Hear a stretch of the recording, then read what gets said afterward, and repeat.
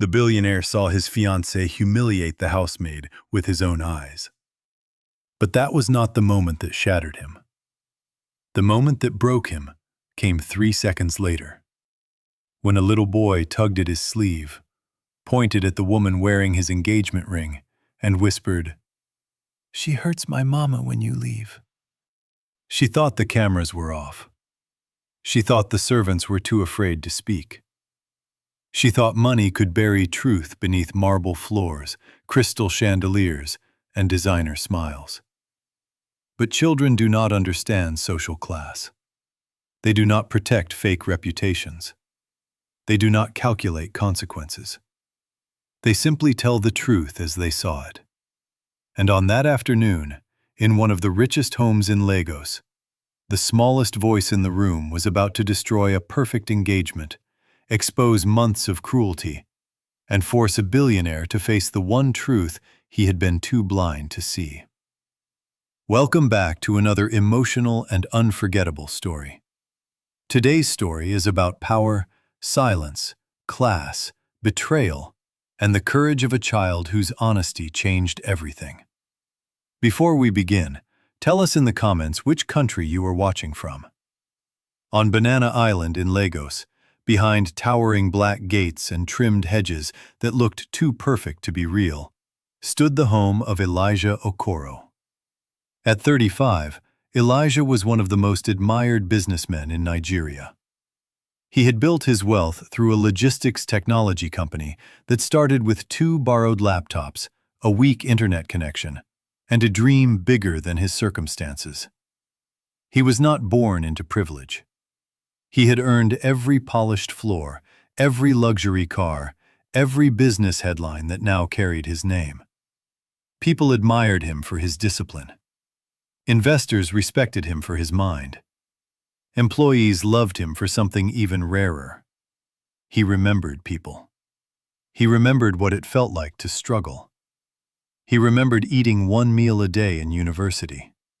He remembered watching his mother sell wrappers and household goods under the hot sun just to keep him in school. And because he remembered, he treated people with a kind of quiet dignity that was difficult to fake. Or so everyone believed. Living in that same mansion was his fiancée, Serah Mensah. Serah was beautiful in the kind of way that made rooms go silent when she entered them. Her skin glowed like polished bronze, her hair was always perfect, her clothes looked like they had stepped out of a luxury magazine, and her smile, when she wanted it to, could make anyone feel chosen. She came from an elite family with connections stretching from Accra to Lagos to London. She spoke softly in public, laughed at the right moments, knew how to greet governors, wives of ministers, business wives, old money families, and the cameras that followed them all. To the outside world, Serah looked like the perfect match for Elijah Okoro. Poised, refined, educated, beautiful. The future Mrs. Okoro. But houses like that often hold 2 stories. The one guests are invited to see, and the one hidden behind kitchen doors, laundry rooms, and hallways where expensive perfume fades into fear. Working quietly in Elijah's home was a 28-year-old widow named Zainab Diallo. Zainab had come from northern Ghana to Lagos after her husband died in a mining accident. She had no inheritance, no safety net, and no powerful relative to call. What she had was a 3-year-old son named Kofi, a deep sense of dignity, and a need so urgent it left no room for pride. She worked hard. She spoke gently. She kept her eyes low. She arrived before sunrise and left after dark. Because the daycare near her 1-room apartment did not open early enough, Elijah had once told her, almost casually, "Bring your son if you need to. A child should not sit outside waiting in the dark just because adults are chasing schedules." That single sentence had kept Zainab loyal to him. She believed he was kind. She believed that kindness reached every corner of the house. She was wrong. Serah Mensah did not like Zainab from the beginning. It started with little things: a sharp correction over a folded napkin, a cold stare if breakfast was served 2 minutes late, a mocking smile if Kofi laughed too loudly in the corridor. The kind of cruelties so small they could be denied later. "Do it again," she would say, standing over Zainab as though speaking to a machine. "The floor is streaked. The glass is dusty. These flowers are arranged badly. This soup is too hot. This tea is too weak." No matter what Zainab did, it was wrong. At first, she told herself it was temporary. Some wealthy women were difficult. Some fiancés became stressed before weddings. Some people simply needed time. But with Serah, time did not soften anything. It sharpened her. When Elijah was home, Serah became gracious. She called Zainab by her name. She asked if Kofi had eaten. She smiled like a woman raised on kindness. The moment Elijah left, her face changed. There was one morning Zainab never forgot. She was polishing the long dining table while Kofi sat in a small chair nearby, coloring on the back of an old envelope. Serah walked in wearing a silk robe the color of dark wine. She looked at the polished surface, ran one finger across it, then held it up. "No," she said flatly. "Start again." Zainab looked carefully. "Madam, I already cleaned. I did not ask for a speech." Zainab lowered her eyes. "Yes, madam." Kofi looked up at his mother, sensing something he was too young to explain. Children may not understand status, but they understand danger. They hear the difference between correction and contempt. They feel the air change before adults admit that it has. This became the rhythm of the house. Serah insulted her accent. Serah delayed her meals. Serah gave her tasks twice. Serah made her clean already clean rooms. Serah scolded her for speaking twee softly to her own son. "One language in this house," Serah snapped one afternoon. "Speak proper English." Zainab swallowed the hurt and nodded. Why did she stay? Because survival can make people tolerate what dignity never should. Rent in Lagos was unforgiving. Food prices were rising. Kofi had recurring chest infections that required medicine. Her mother back home depended on her. And jobs with livable pay were not easy to find for women like Zainab. So she stayed. Not because she was weak, but because she was carrying too much to afford the luxury of breaking. Elijah was not a cruel man, but he was a busy one. And sometimes busyness becomes a blindfold. He noticed only fragments. Zainab had become quieter. She flinched when Serah entered a room. Kofi stopped smiling around Serah and began clutching his mother's skirt when he heard her heels approaching. One evening, Elijah came home earlier than expected and found Kofi sitting alone outside the laundry room, hugging a stuffed lion with one ear torn off. "Hey, champion," Elijah said, crouching beside him. "Why are you sitting here by yourself?" Kofi looked toward the closed laundry room door, then back at Elijah. "Mama working," he whispered. Elijah frowned. "And where is Auntie Serah?" Kofi hesitated. Then, in the uncertain way children speak when they do not know whether truth is safe, he said, "Auntie say me too noisy." Elijah felt something tighten in his chest. When he asked Serah about it later, she laughed softly.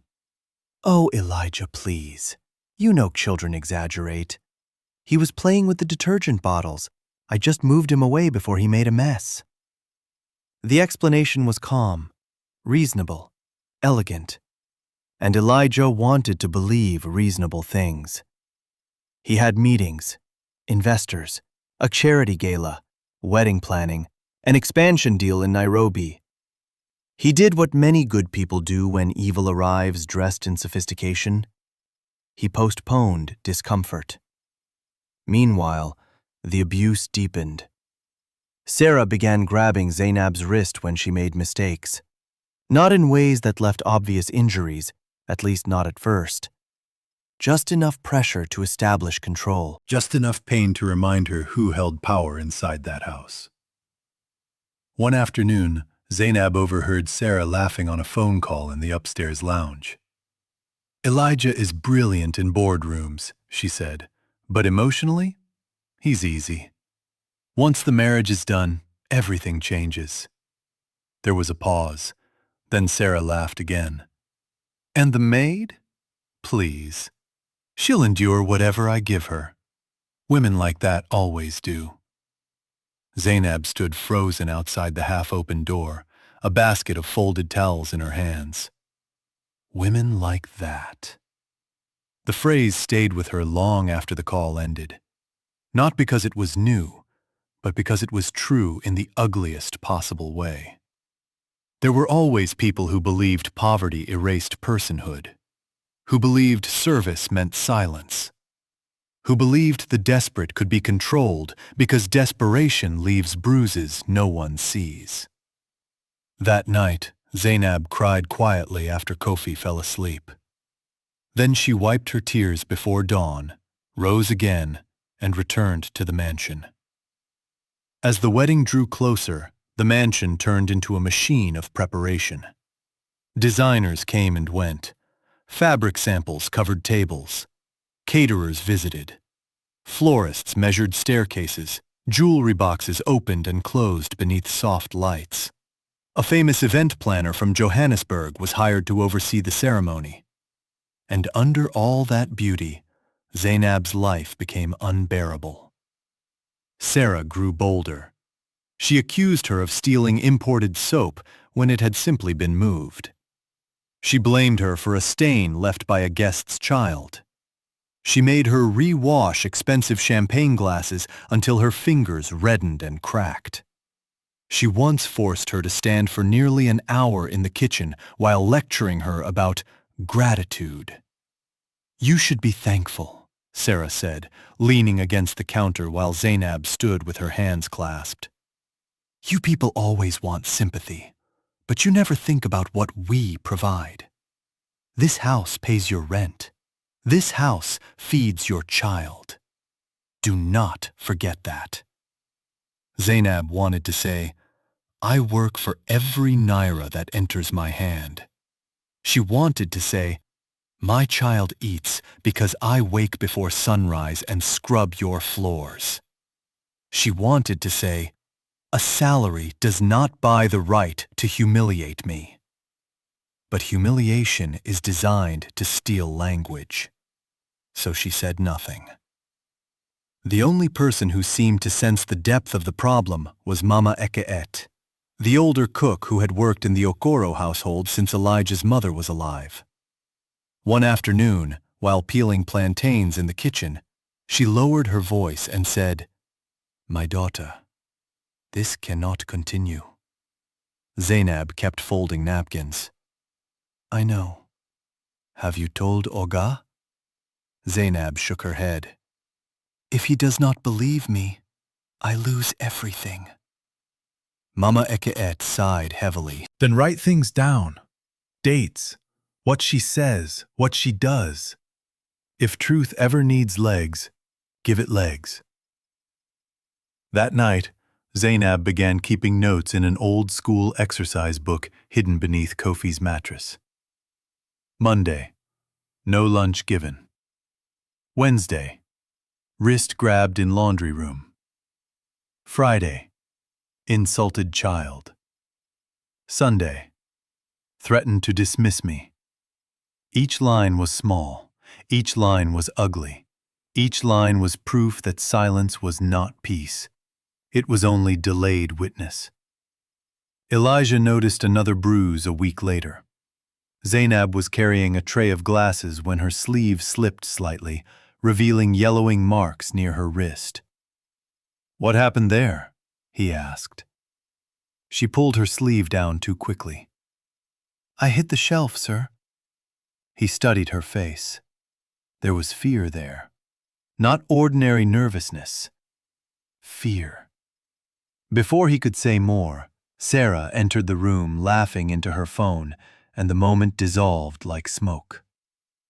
Later that night, Elijah almost brought it up. Almost. But Serah was discussing guest lists and honeymoon plans, and he told himself there would be time. There is a dangerous lie many people believe: that truth will wait politely until we are ready for it. It never does. It happened on a Saturday afternoon, just under 2 weeks before the wedding. The mansion was quieter than usual. Most of the staff had been dismissed early because a luxury magazine crew was scheduled to visit the next day for an exclusive pre-wedding feature. Only a few people remained: Zainab, Mama Iket, one security guard at the outer gate, and Serah. Elijah had spent the morning reviewing contracts in his home office. By noon, he stepped out to take a business call near the garden. Inside the dining hall, Zainab was setting polished cutlery for the planner's final inspection. Kofi sat on a small rug nearby, stacking toy blocks and humming to himself. Serah entered, already irritated. Her mother had called from Accra, arguing about the seating arrangement for a senator's wife.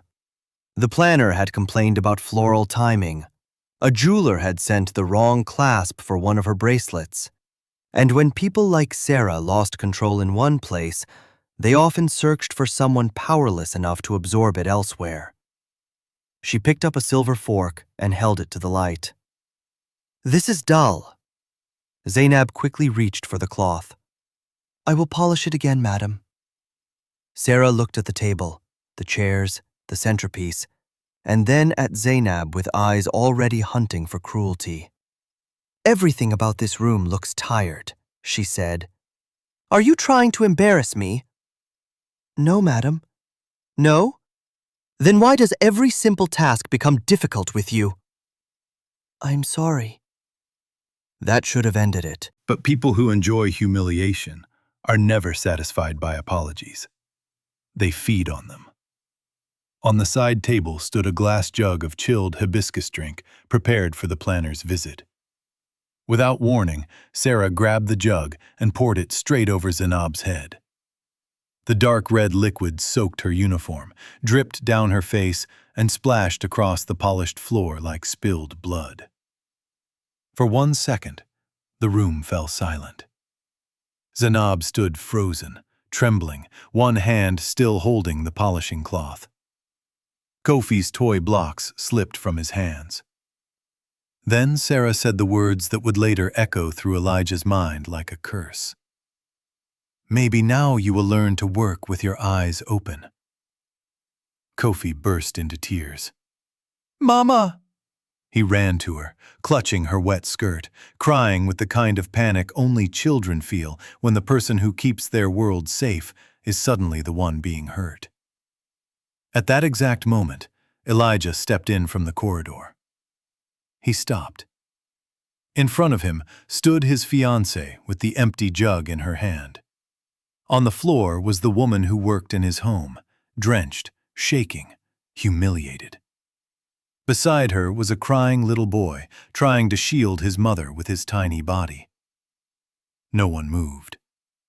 Then Elijah said, very quietly, "Serah, what is this?" Serah recovered first. "She ruined the setup," she said sharply. "I lost my temper. It was nothing." Nothing. That was when Kofi turned, ran straight to Elijah, and grabbed his leg. His face was wet with tears. His voice shook. But his words were clear enough to destroy everything. "She hurts my mama when you go." Elijah looked down slowly. Kofi pointed at Serah with one trembling finger. "She shout. She push mama. She make mama cry. She say mama dirty.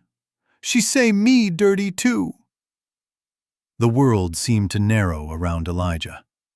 Serah's face changed instantly. Not with guilt, with calculation. Elijah, he is a child, she said. He does not understand what he is saying. But children often understand far more than adults want to admit. Elijah knelt to Kofi's height. Look at me, son, he said gently. Has this happened before? Kofi nodded without hesitation. She hurt mama arm. She lock me one time. Mama cry in kitchen. Mama say be quiet. Each sentence was broken, simple, unpolished. That made them impossible to mistake for manipulation. Elijah rose slowly and turned to Zainab. Her eyes were fixed on the floor. Years of fear had trained her body to expect blame before mercy. Zainab, he said, and his voice broke slightly on her name.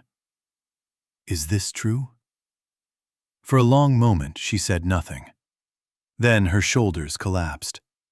The strength she had forced into herself for months finally gave way. Tears slipped down her face, mixing with the dark red drink still clinging to her skin. Yes, sir, she whispered. It is true.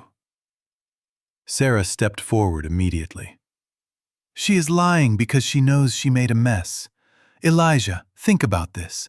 You are going to believe a maid over your own fiancé? Elijah's expression changed in a way Serah had never seen before. I am going to believe what I can see, he said, and I am going to believe a child who has no reason to lie. He looked again at Zainab. Show me your arm. She hesitated. Please, he said more softly. With shaking fingers, she rolled back her sleeve. Bruises, some fresh, some fading, some old enough to be yellow at the edges. Elijah's jaw tightened. He had seen one of those marks before. He had accepted the lie. He had looked away because looking properly would have required disruption. In that instant, guilt hit him harder than rage. How long? He asked. Zainab swallowed. Almost from the beginning. The silence that followed was heavy enough to crush bone. Serah tried one last time. She is exaggerating because she wants sympathy. These people know how to play victims. Elijah turned so sharply that even Serah stepped back. These people? He repeated. What kind of woman says that about someone standing in front of her after treating her like this in my house? Serah opened her mouth, but Elijah cut her off. Enough! He took off his jacket and draped it over Zainab's shoulders. Then he lifted Kofi into his arms because the child was still crying so hard he could barely breathe. And in that moment, something in the house shifted. Not just power, truth. That night, Elijah did not sleep. He sat alone in his study, tie loosened, phone off, wedding plans forgotten, while the home surveillance team sent him access to archived footage from the common areas of the mansion. Like many luxury homes, the estate had cameras in hallways, entry points, the kitchen passage, the dining corridor, and parts of the lounge. Not bedrooms, not bathrooms, but enough. Enough to reveal what had been hidden in plain sight. And what Elijah saw as the hours passed made him feel physically sick. He saw Serah scolding Zainab over tiny mistakes with a face stripped of all public charm. He saw her block the kitchen door while Zainab stood holding a tray, too afraid to move. He saw her pull Kofi away from the sitting room and leave him outside alone for nearly 20 minutes. He saw her seize Zainab's wrist hard enough to make her wince. He saw her fling a linen napkin onto the floor and order Zainab to pick it up properly. He saw a version of his home he had never bothered to imagine. Then came the worst footage of all. A recording from several weeks earlier in the upstairs lounge showed Serah speaking on speakerphone with her mother while Zainab dusted in the background.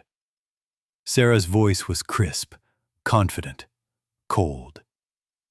"Once I marry Elijah, everything changes," she said.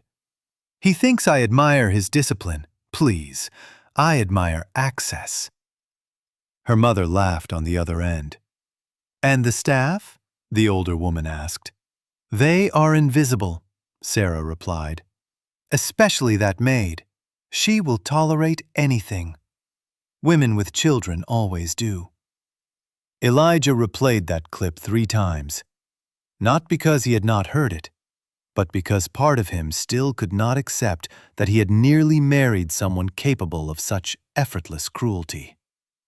All the memories reassembled themselves in a new order.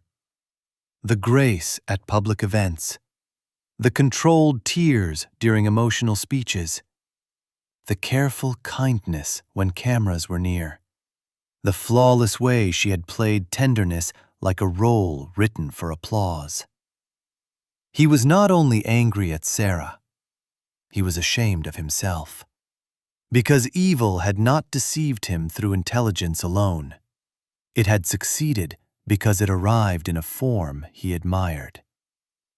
The next morning, Elijah called Zainab into his study.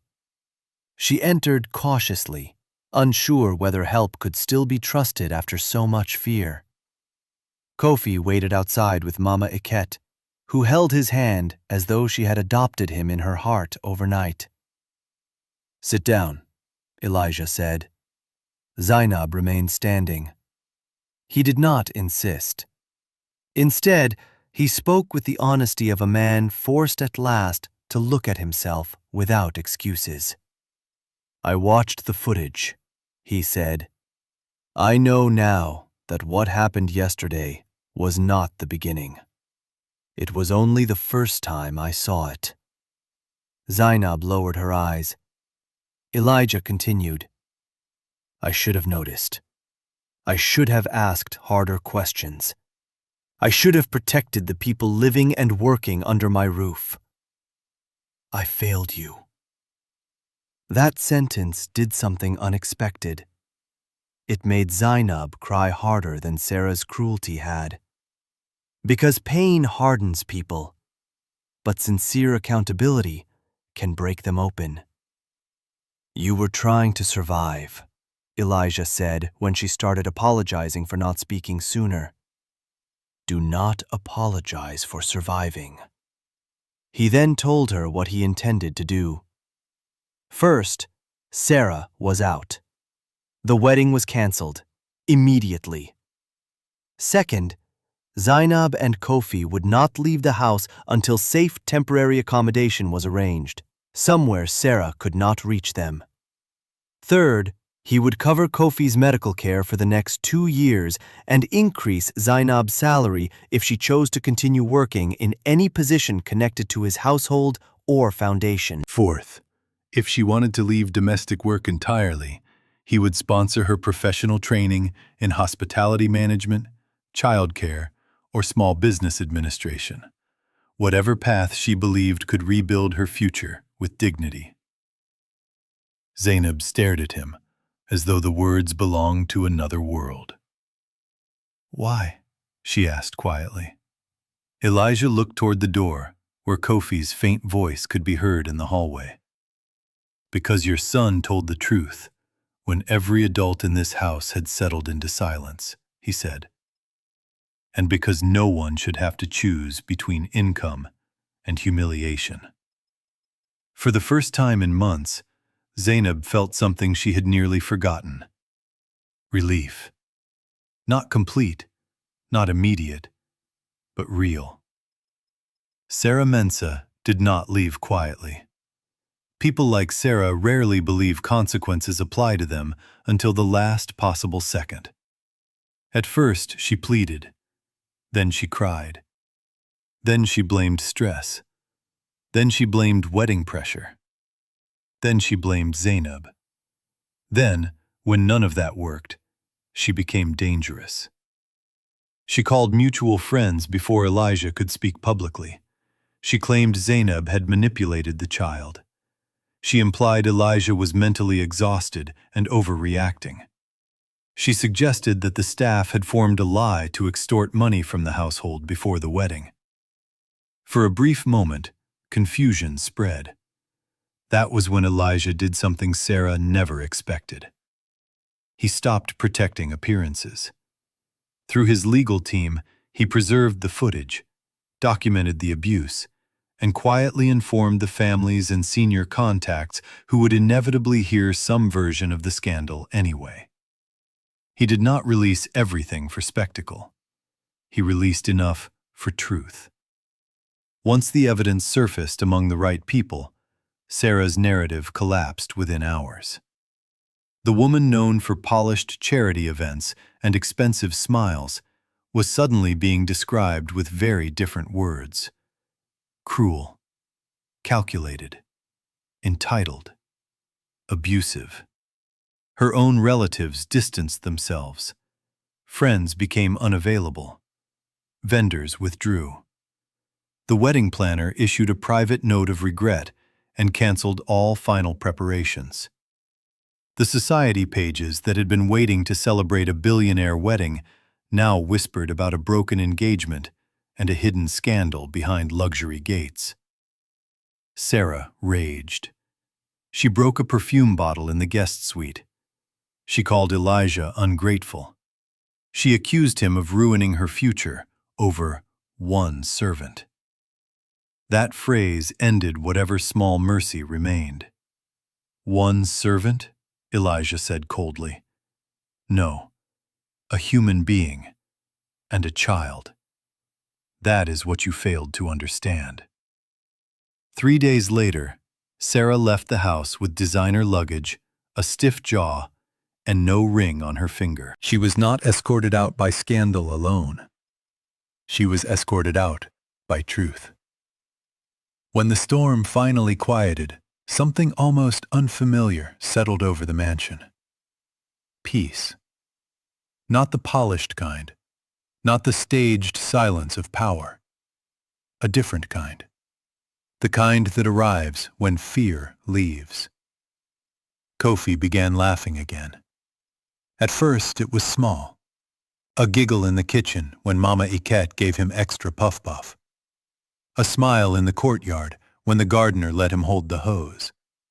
A burst of laughter when Elijah pretended to lose a game of building blocks on purpose. Zainab noticed it before anyone else. Her son no longer froze at the sound of heels. He no longer hid his toys when footsteps approached. He slept through the night. Children carry stress in their bodies long before they have vocabulary for it. And when safety returns, their healing can be louder than adults expect. Elijah, meanwhile, changed in quieter ways. He reduced his travel for several weeks. He reviewed household policies. He added direct reporting channels for staff. He brought in an external welfare consultant for all domestic employees attached to his home and guest properties. He established clear wage protections, grievance procedures, and scheduled wellness check-ins. Some people praised him publicly for those decisions. But Elijah knew praise was not the point. Correction was. Because one of the hardest truths to accept is this: a good man can still create space for harm if he refuses to see the vulnerable people near him. Elijah had not poured the drink. He had not grabbed the wrist. He had not insulted the child. But he had created a house where his absence became a weapon in someone else's hands. That realization humbled him more than any headline ever could. One evening, he found Kofi in the library, turning the pages of a large picture book upside down. "You reading business strategy already?" Elijah joked. Kofi looked up, serious for a second, then smiled. "I reading Lion's story." Elijah sat beside him on the carpet. After a moment, Kofi leaned against his arm and asked the kind of question only children can ask with total sincerity. "Will Bad Auntie come back?" Elijah's face softened. "No," he said. "She will not come back." Kofi nodded as though accepting a promise from the sky itself. Then he whispered, "Mama not cry now." Elijah looked away briefly, blinking against the sudden sting in his eyes. "No," he said again. "Not now." Over the next year, Zainab's life changed slowly, then all at once. With Elijah's support, she enrolled in a professional certification program in hotel and guest operations. She had always been organized, observant, and graceful under pressure. What she lacked was not capability. It was opportunity. She studied at night after putting Kofi to bed. She learned budgeting, client communication, event coordination, inventory systems, and management structures. For the first time in years, her exhaustion was connected to a future she could actually imagine. It was not easy. Healing never is. There were days she still jumped when someone raised their voice nearby. Days when shame returned for no reason she could explain. Days when she replayed the dining hall incident and wondered how many humiliations she had normalized just to stay afloat. But there was also progress. Kofi started preschool in a calmer neighborhood. His teachers described him as observant, protective, and unusually truthful for his age. When asked once during a classroom exercise what a hero looked like, he drew his mother. Not a superhero in a cape, not a giant warrior, just Zainab, standing upright with one hand holding his and the other resting over her heart. When Elijah saw the drawing later, he said nothing for several seconds. Then he told Zainab, "He sees you clearly." A year and a half later, Zainab was hired as assistant guest relations supervisor at one of Elijah's boutique business residences in Victoria Island. Not because he handed her a position, because she earned it. She no longer entered rooms with lowered eyes. She no longer apologized before speaking. She no longer walked as though making herself smaller might protect her. Pain had bent her. Truth had rebuilt her. As for Elijah, he never forgot the sentence that changed everything. "She hurts my mama when you go." It followed him into boardrooms, charity panels, and quiet moments late at night when the house had gone still. He began speaking publicly, but carefully, about domestic workers, invisible labor, and the moral blindness that often grows inside privilege when no one challenges it. He donated to legal aid groups supporting women in exploitative work conditions. He funded staff welfare reforms across several private residences owned by business associates willing to listen.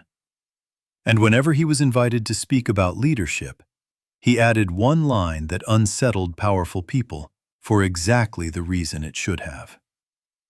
How a person treats those who depend on them is a more honest biography than any public speech. The line spread. People quoted it. Some admired it. Some felt exposed by it.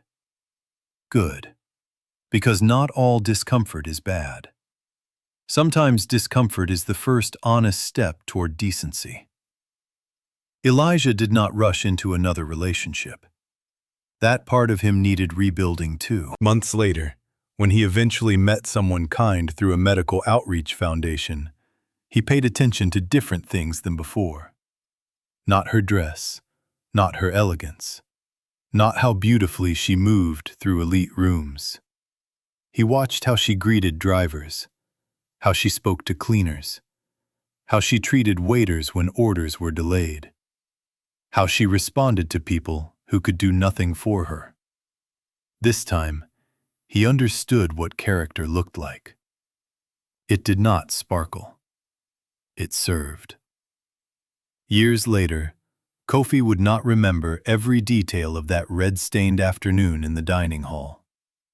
He would not remember the brand of the silverware, the exact shape of the chandelier, or the designer shoes Serah wore while pretending power made her untouchable.